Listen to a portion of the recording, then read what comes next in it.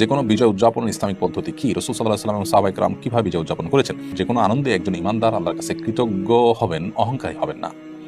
তিনি অহংকার প্রদর্শন না করে বরং সিজদায় লুটিয়ে পড়বেন, সিজদায় শুকর আদায় করবেন। এছাড়া আল্লাহ তাআলা বলেছেন, ইদা জাআ নাসরুল্লাহি ওয়াল ফাতহ, যখন আল্লাহর সাহায্য এবং বিজয় আসবে, ওয়া রাআইতান নাসা ইয়াদখুলুনা ফি দীনিল্লাহি আফওয়াজা, এবং মানুষকে দেখবে দলে দলে আল্লাহর দ্বীনে প্রবেশ করছে, অর্থাৎ বিজয়ের আলামত যখন দেখতে পাবে।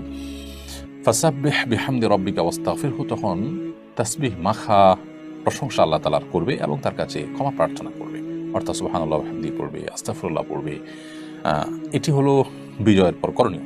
নবী করিম সাল্লাল্লাহু আলাইহি ওয়াসাল্লাম মক্কা বিজয়ের পর তিনি মক্কার মানুষদের প্রতি ক্ষমাশীলতা প্রদর্শন করেছেন, সবাইকে ক্ষমা করেছেন এবং কোনো প্রকার প্রতিশোধ পরায়ণতা তিনি প্রদর্শন করেননি। ঠিক একইভাবে আমরা আমাদের বিজয়ে, আমাদের আনন্দের সময়ে প্রতিশোধের স্পৃহা যেন আমাদের মধ্যে জ্বলে না উঠে, আমরা ক্ষমাশীলতা প্রদর্শন করব এবং সেই সাথে সহনশীলতা এটি আমাদের মধ্যে থাকবে এবং আমরা চেষ্টা করব আল্লাহ রাব্বুল আলামিনের কৃতজ্ঞতা নিবেদন